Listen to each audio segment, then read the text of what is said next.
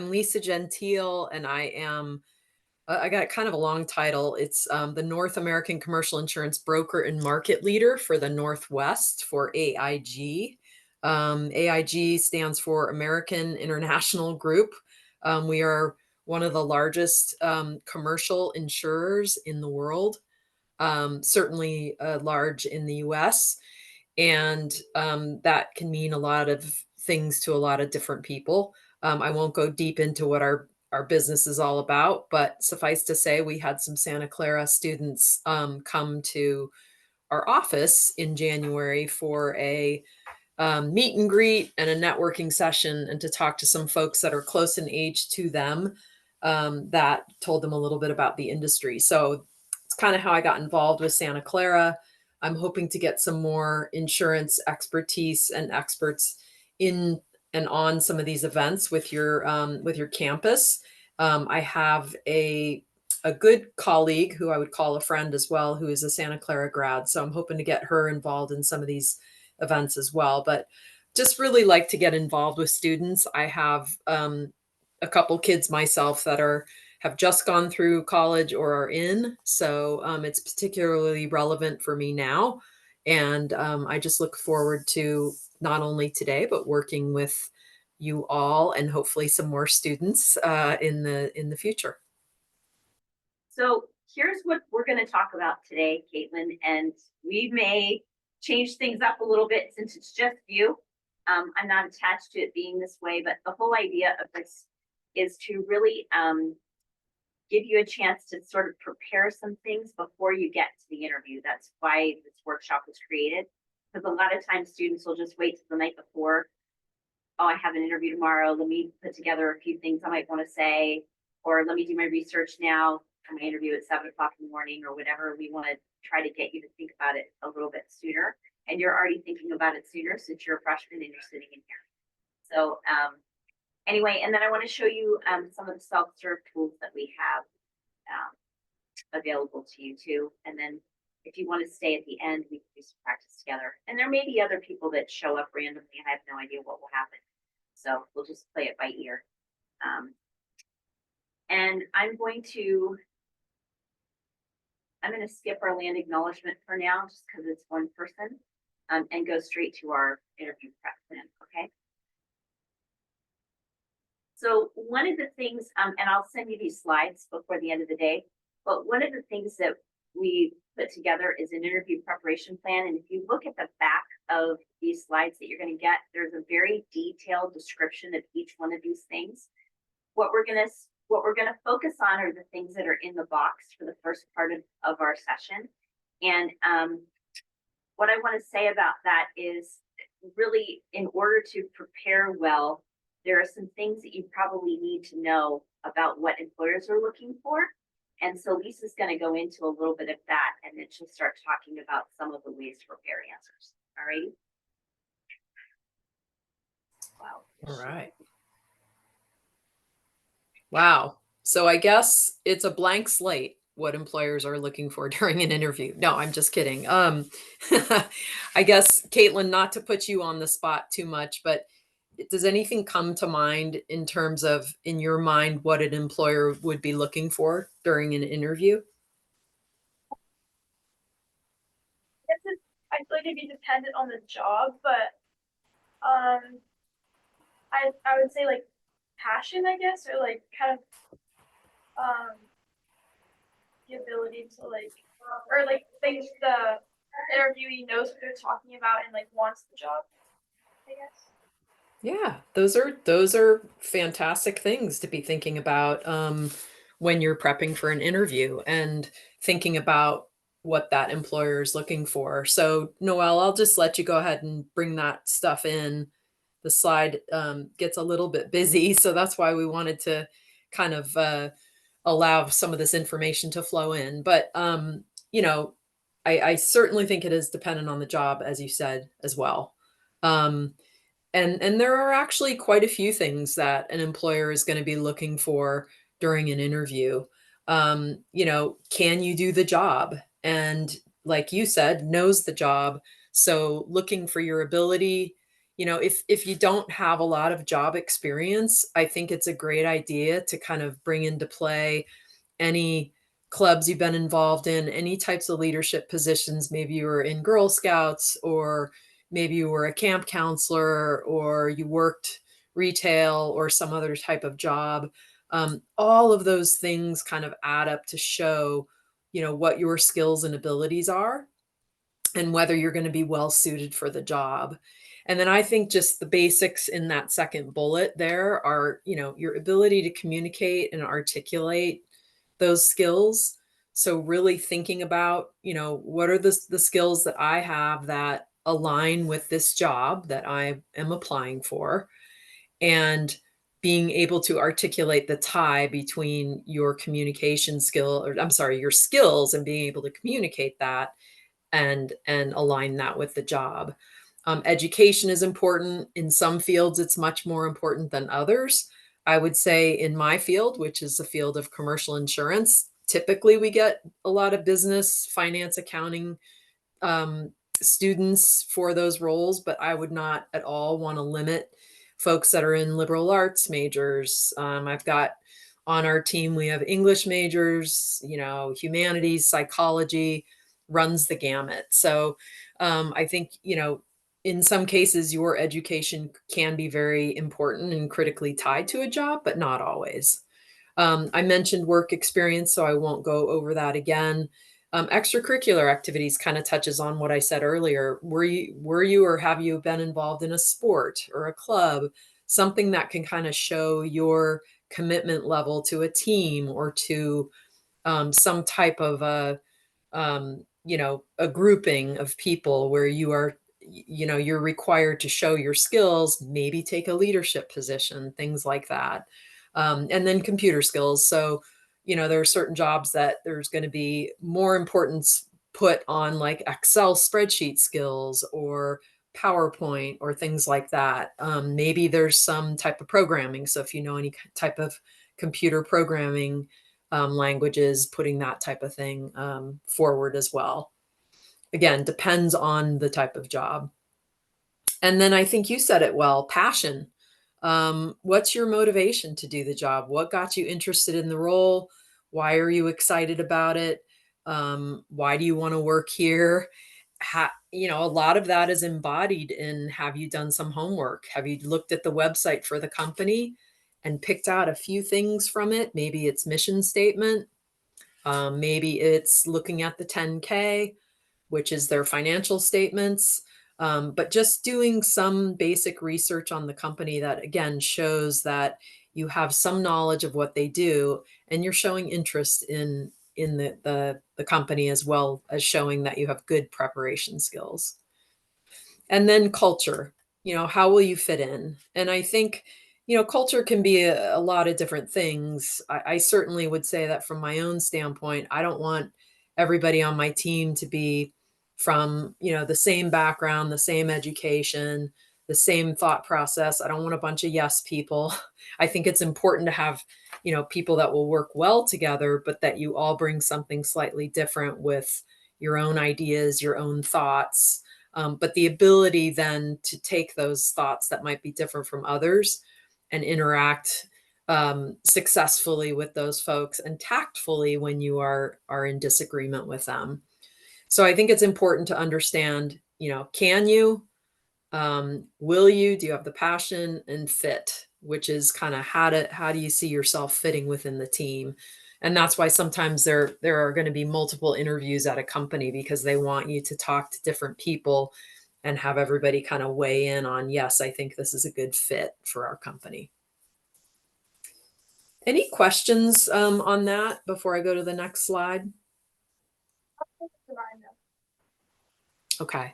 And the reason I highlighted the yellow one is because a lot of times, and this is actually pre-interview, obviously, but a lot of times folks don't do their homework and they don't do any research on companies. So I just think that it's so important, and it's such an easy way to, set yourself apart from other applicants. All right, we can go to the next slide. So there are pretty much a lot of interview types, but the most common ones are the ones you see there on the page. We're going to spend the most time in the behavioral section. I would say though that like technical or case interviews tend to be ones that are for a very specific education or type of role where you might bring your technical computing skills, you might bring your art portfolio, you might bring your list of programs that you've worked on. It's going to be really very narrowly focused on that specific job that you're interviewing for, and it allows you to really show your specific skills in those technical, I'll call it technical areas. And then panel interviews, I guess Noelle could and Colleen could speak better than I could on this because it's common in the education field. We actually do a lot of panel interviewing too in my industry. And sometimes that can be a little bit intimidating for the person interviewing because you might have 2 or 3 people firing questions at you, but that does save time and it does allow those folks asking the questions to kind of be listening to the other questions asked, and it just makes sometimes a more efficient process. The behavioral interview type is going to focus more on kind of your personality. It's going to feel more conversational. It's going to ask you about experiences, things that are more like behavioral in nature and less about kind of the technical side of things. So we'll just go to the next slide and I'll kind of dive in. From a behavioral interview standpoint, there are these 3 common interview types, but there's one specific technique associated with behavioral interviewing, and that's called the STAR technique. And you can see what each of the letters, it's an acronym, what they stand for. So situation. So there are going to be, questions in a behavioral interview where you're asked about a situation, or can you explain to me a situation that, um, you know, kind of embodies who you are, what you stand for, is emblematic of you and your character and your way of problem solving, things like that. That's kind of why you might get asked to describe a situation. Um, and then T is for task. So, that situation is grounded in some type of problem that you were asked to solve or a challenge that you were facing that you needed to work on and take responsibility for. And then relating to that is the next thing, which is action. So, as a result of assessing the situation, understanding the task at hand, what was the action you took to help you meet the goal, the end goal for, or the resolution of the problem or challenge? And then what result did you get as a result of taking those actions? What happened in the end? And I think, this is really where you get a lot of opportunity to talk about the impact of your actions, whether they're positive or negative.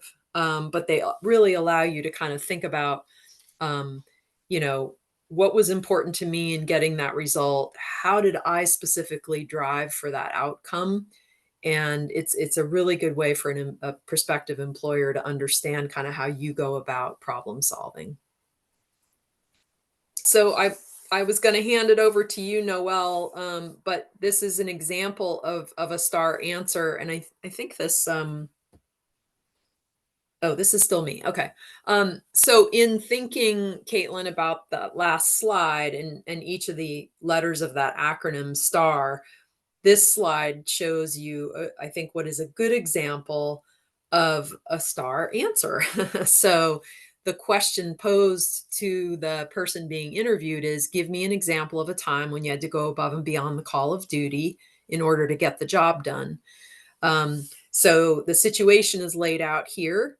So you're providing context. And in this case, the person being interviewed, it's my first year of college, and I was working as a sales associate in a department store while also taking classes. So you're kind of setting the stage.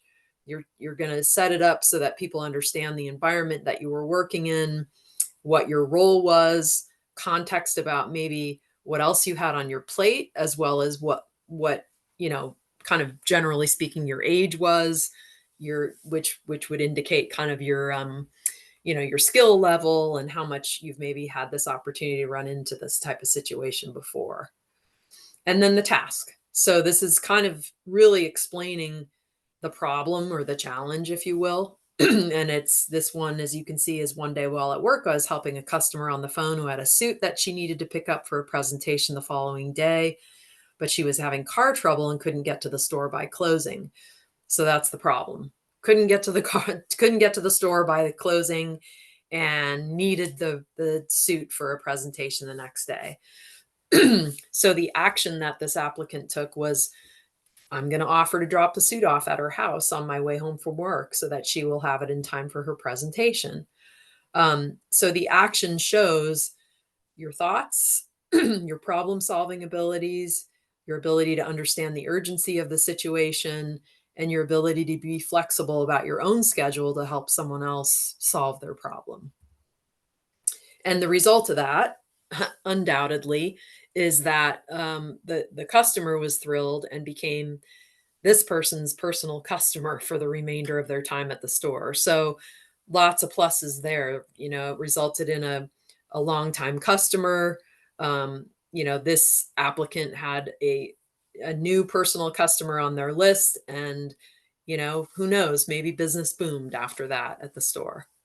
So this is a good example of each of those letters. And if you can think about that as you're thinking about preparing for an interview and as a question that might come up, if you cover each of these letters, you're probably fairly assured that you're going to have a good comprehensive answer. You could just choose a question that you might want to just start kind of working on.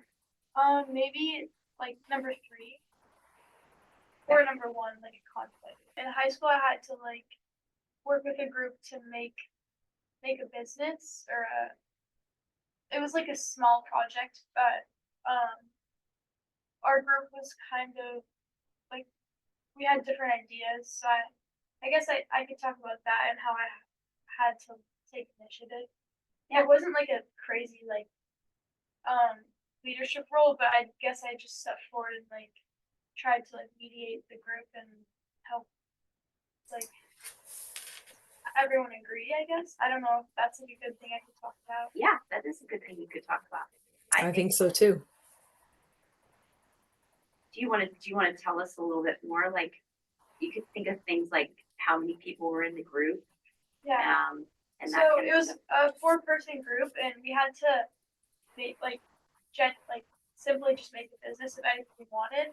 So we were gonna do like one of the girls had an idea to do like a hood that you like clip onto like crew necks or something, but other people in the group just didn't think it would sell, because we had to sell it to our like classmates or like anyone who wanted to buy it.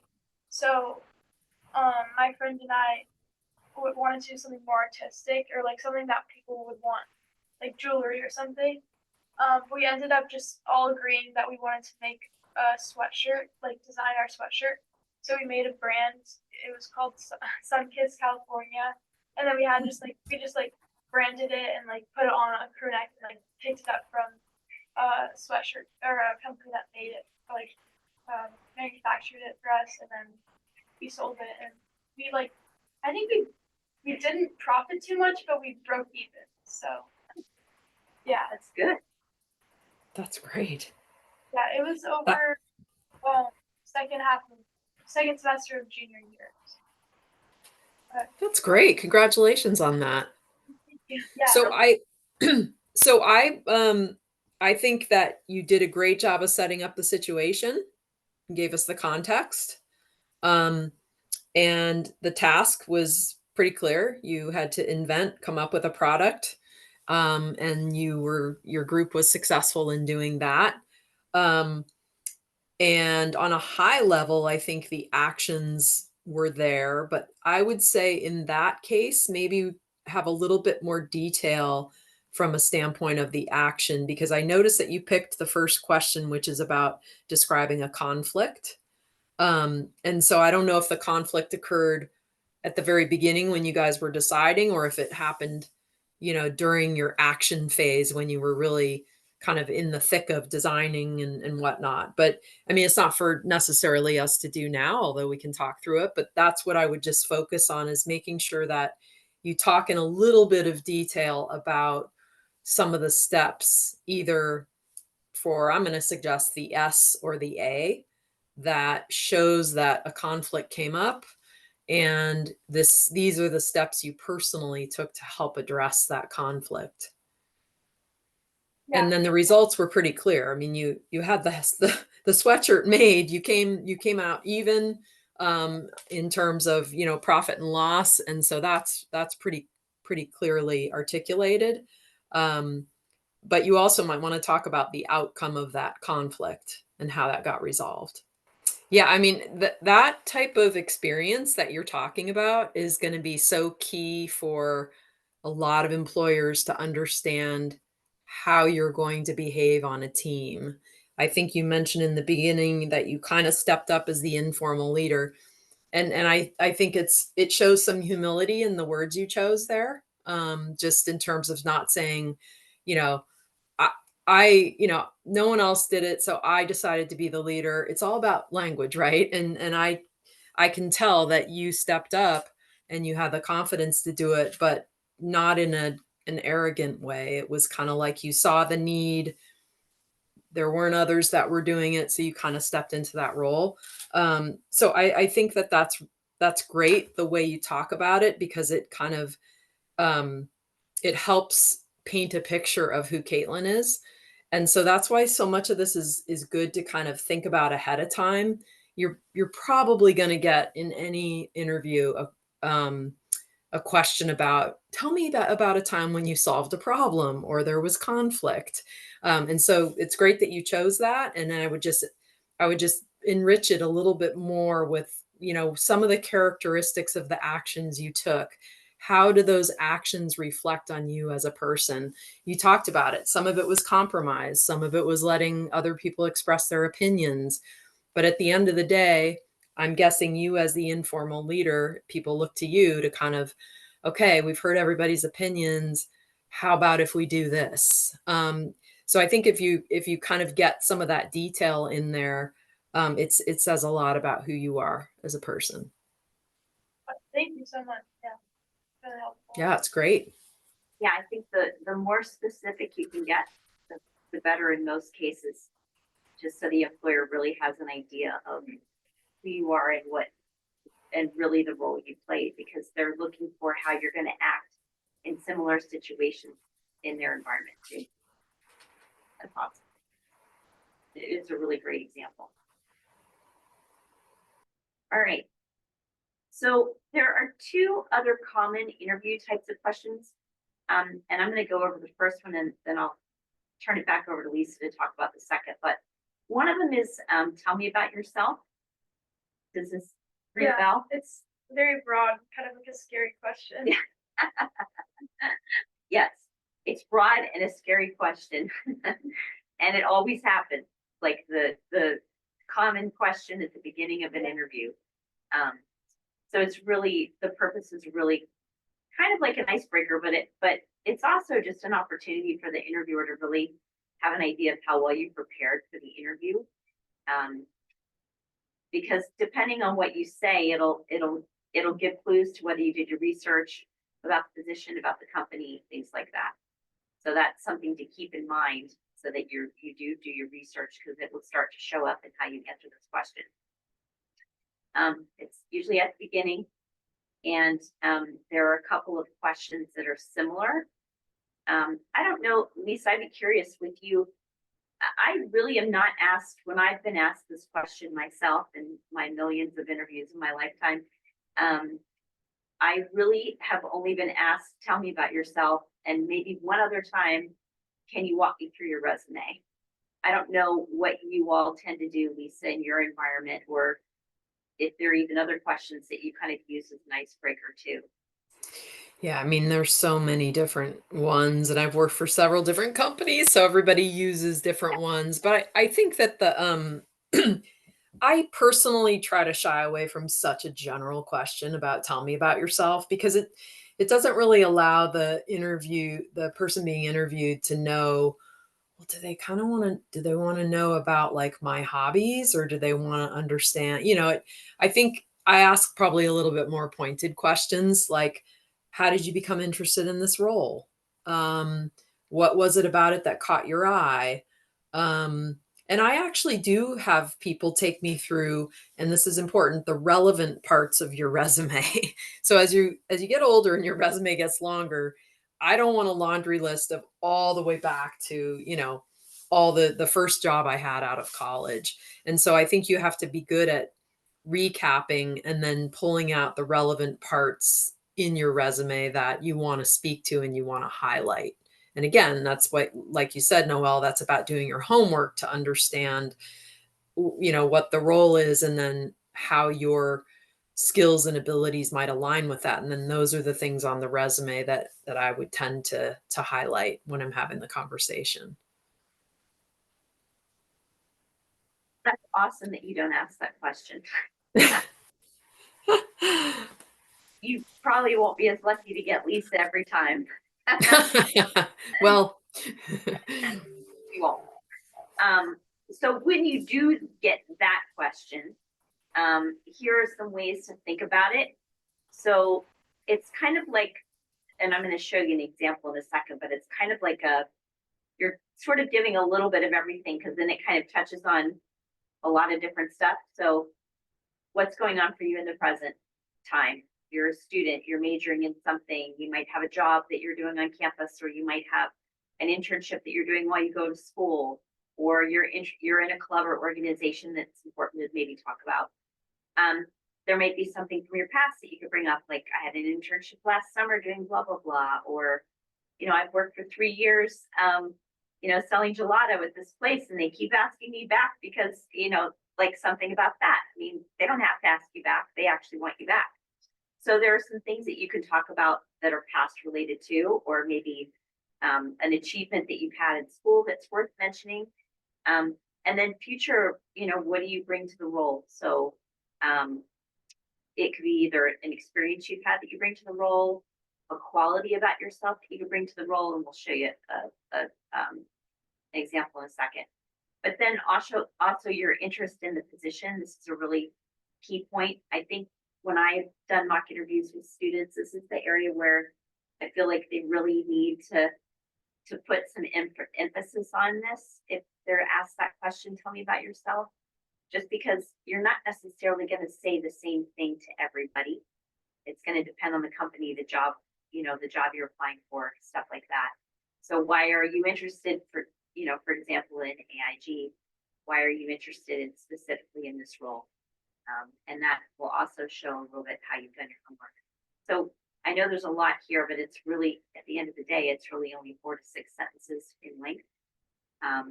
So I don't know, minute to a minute and a half, maybe, in terms of time.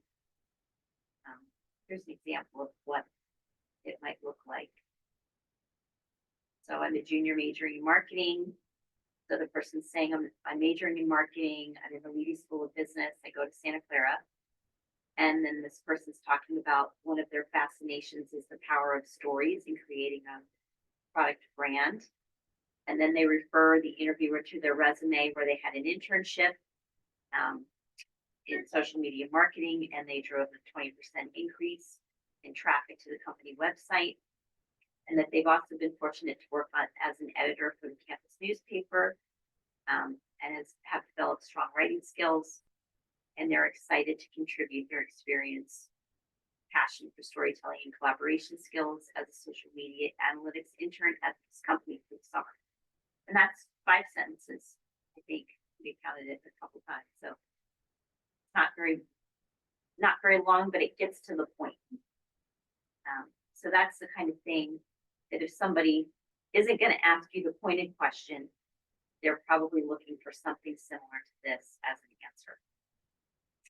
If you're able to answer this, you're probably going to be pretty good at answering Lisa's question of why you want the job, because you will have done all this work on the back end before you get asked the question. So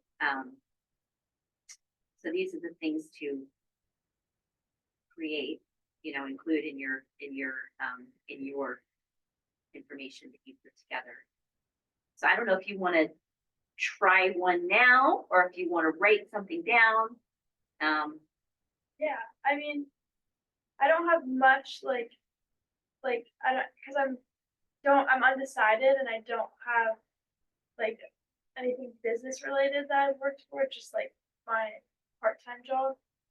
Um, but I can try. Did you want me to like write it down first and then? No, you can just say it if you want to. It's up to you. Okay.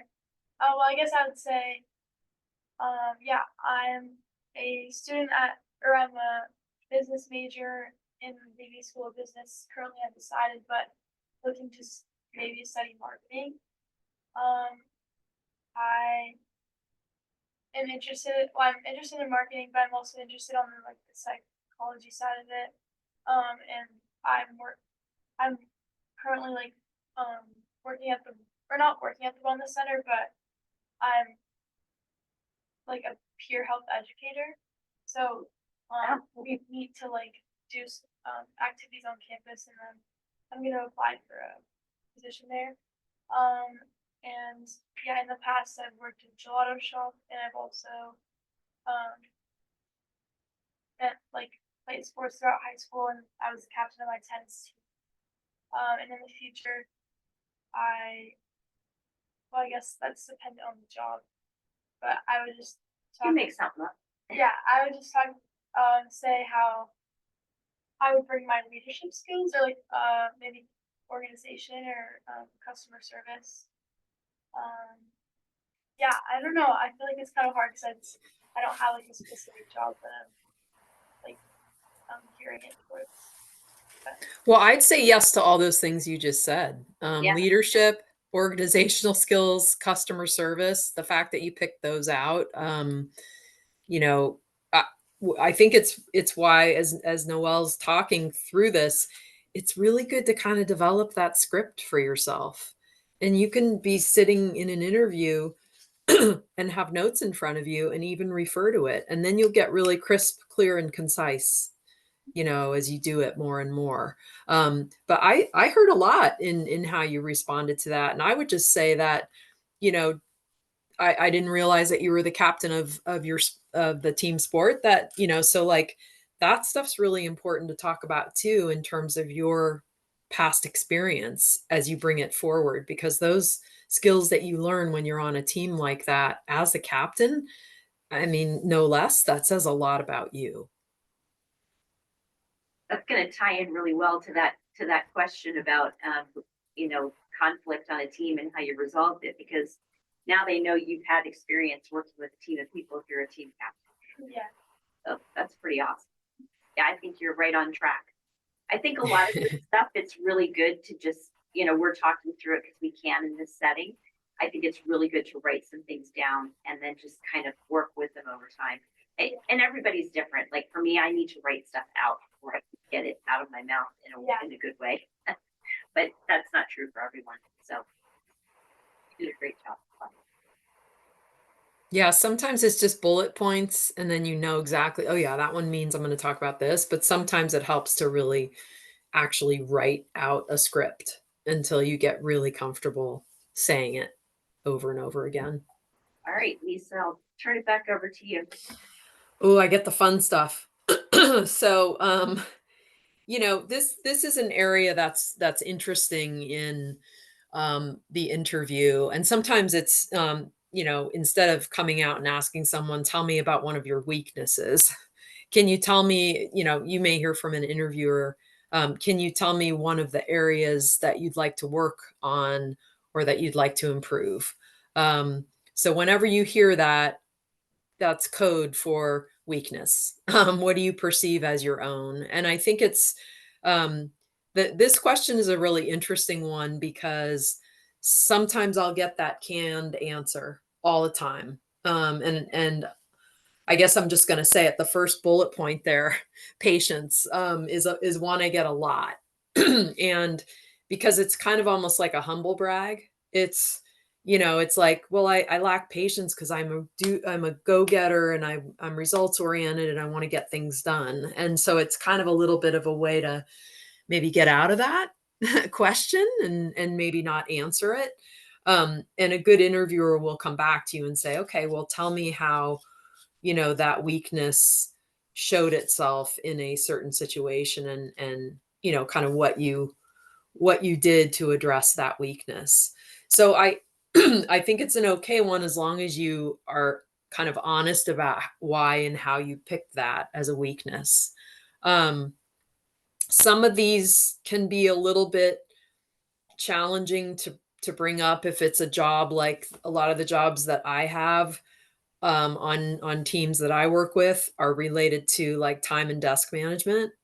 So if you are not good at managing your desk and your time, this is not the right role for you. So lack of organization, if that were the weakness that someone would bring up in an interview, that would be a red flag for me. Unless you can really talk through, oh, it used to be a weakness for me and these are the steps I've taken to address it and I'm always on the lookout for it. That can turn that weakness into I've acknowledged that it's a weakness and I'm working on steps to improve it. But that one is a little tricky for me. All of these can be potential areas that can get you into trouble. And that's why it's important to really talk through what that weakness is and potential one is, and then kind of talk about the learning process or, yeah, I mean, great. Thanks for moving us forward because that you can get into those pitfalls if you don't prepare well for how you want to answer this question. Lisa just gave you a whole bunch not to use if you interview with her. Pick something that's different than those. But that is so true. You really do need to know like what's the role, because if you read the job description and it talks all about organization and then you're talking about how you don't have any, that's going to be a problem. Yeah, and I think a lot of times, people pick the weakness and they are honest about it, but then they don't follow up with, but here are the steps I'm taking to try to address it. If you're going to leave it alone as a weakness, then it shows a little bit of a lack of self-awareness about, the fact that you have that weakness and it might come into play in a job and you're not really doing anything about it. So. Wait, did you? So this sample answer speaks exactly to the organization weakness. And this response says, I've learned to set aside time to organize my physical and digital space, and I've seen it improve my efficiency levels throughout the week. So this person took the time to address it and has seen the result themselves and has learned from and turned that weakness into at least a neutral, if not a strength. So this is a good one. Good example. Did you want to share what, like, you to share what? Yeah, if you want to. Yeah. I don't know how to like make it sound good, but I guess I would just say like I'm pretty shy, or I don't know how to like flip that, but I would say like I'm more like a quieter leader. Like I'm not like super like loud and like, yeah, I don't know. I don't know how I could like make that sound like, but I guess I have been like I try like my hardest to like every day to like talk to someone new, or like uh just kind of like break down that like initial like quietness, I guess.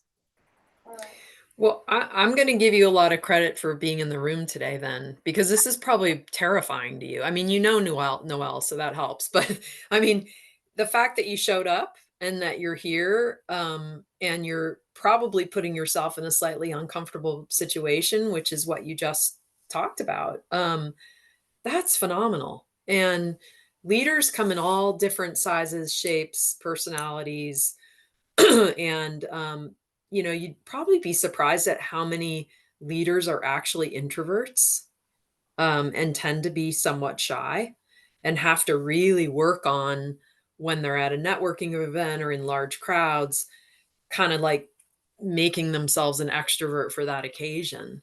So it's, I think that sometimes shyness and maybe introversion indicate someone who's an extremely thoughtful individual and more of an observer. And those are really strong leadership qualities, because you're not the first one to open your mouth. You're not the first one to talk in class. But you do have to be careful because you can get overlooked if you're not taking the steps to give yourself that ability to be kind of in the spotlight once in a while, or allow yourself to be featured in terms of one of your strengths. Yeah, I guess I could say like I try to like put myself in uncomfortable situations to like become more comfortable at like just think it's like make it, I guess. Yeah. Yeah. That's really hard to do, and I applaud you for it. I mean, that's great. If if you wanted to make it even more crisp, you could say, I commit to, and in an interview, I shouldn't tell you to fib, but like if you haven't told yourself, I'm going to put myself in one situation that makes me a little uncomfortable socially every month or every whatever it is. Like if you can be very specific about it, it shows that you're showing you're making yourself accountable for kind of getting it done. And you're kind of like, okay, I'm on the hook. I told myself I was going to do this once a month, so or whatever the time period is. I think that shows a specific plan and that you are committed to making it happen. Thank you, yeah.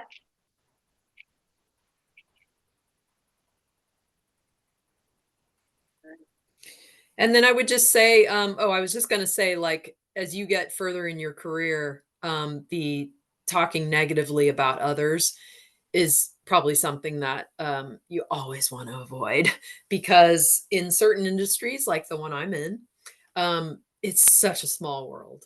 And as you get deeper into it, everybody knows everyone else. And then those types of situations can backfire. Plus, it's just not very nice. So it's not on the kindness train. So that's the other one I just wanted to bring up. Here we are. Whew, after all that, we're at the end of the interview.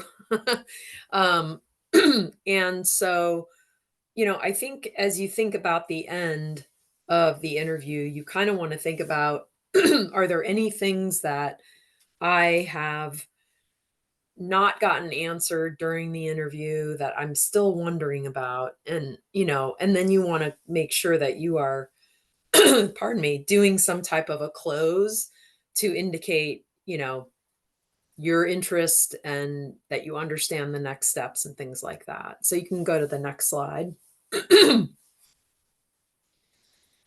So these are some great examples of questions that you can ask the interviewer towards the end. And yes, I would be prepared with 3 to 5 questions. The one thing that indicates to me a lack of preparation, or I'm going to say it, laziness, or just kind of a laissez-faire attitude is people that when I ask them if they have any questions, they say, no, I think you answered all of them. So make sure that you have a couple of good questions. And I don't know that the interviewer will automatically address these questions in the interview. They might, but they probably won't. And so I think it's really important that you have a couple of these ready for that interview. I love the one in the middle, the what made you decide to work at blank company and why have you stayed? I love that question. And I don't think interviewees, applicants ask that question often enough.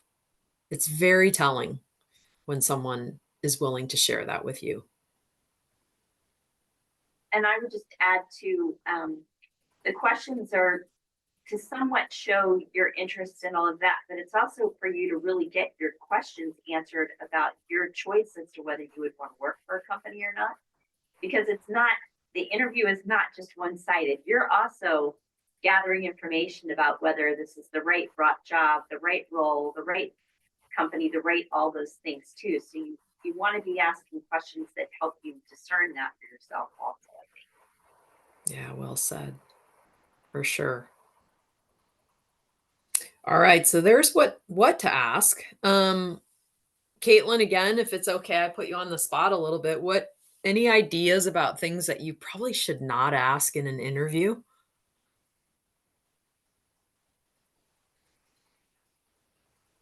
Maybe like something that's too specific to you and like kind of puts the attention more on you rather than the company.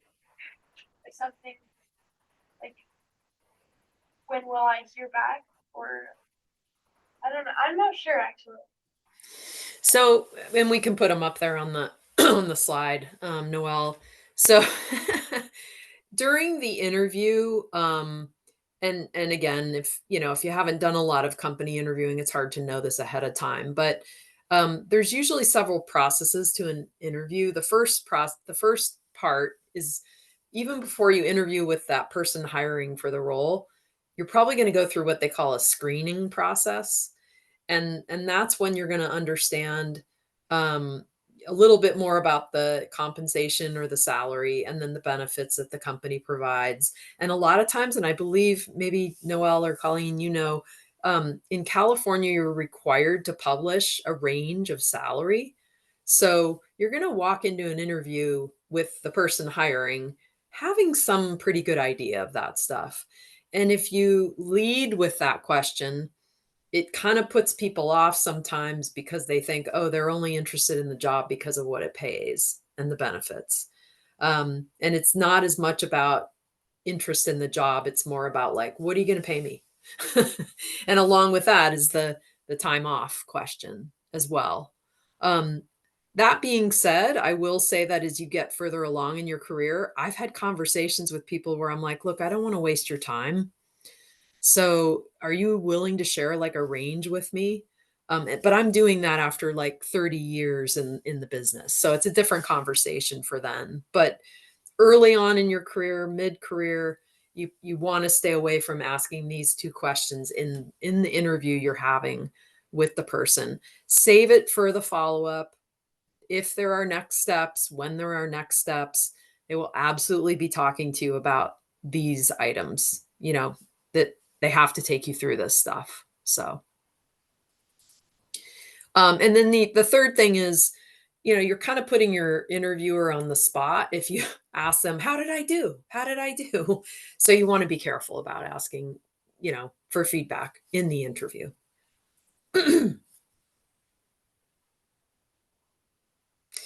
And crush that closing with a handshake. This, you can ask about next steps for sure. You want to understand. It's very fair to want to know next steps. It's a general question, open-ended. And then just again, recap your interest in the position and market yourself one last time. Do a little sales job. Ask the interviewer for their contact info. Make sure you look them in the eye, shake their hand, and say, thank you for your time today. I really appreciate it. And I'm very grateful for the opportunity to interview. Any idea why you'd ask the interviewer for their contact information? Is it so they like remember you better? Or like, I'm not sure. Certainly that, but it's also super important to send a thank you note. Yeah. Always, always, always send even if it's a quick email. If it's handwritten, oh my God, that's so over the top, and I love that. I don't think anybody would not like that. So, but an email at the very least to just say a quick thank you, to again say, I remain highly interested in the position and I look forward to hearing from you. Boom, done, done. And then practice, practice, practice. So, like we've kind of reiterated several times today, do a script, write some bullet points, spend some time on the preparation. I guarantee you it will pay off and it'll make you feel a little more grounded. And if you get nervous for things like this, it'll make you feel more like, I did the preparation. I'm ready. And it really helps overall. Good luck, Caitlin, and thank you so much. Great job.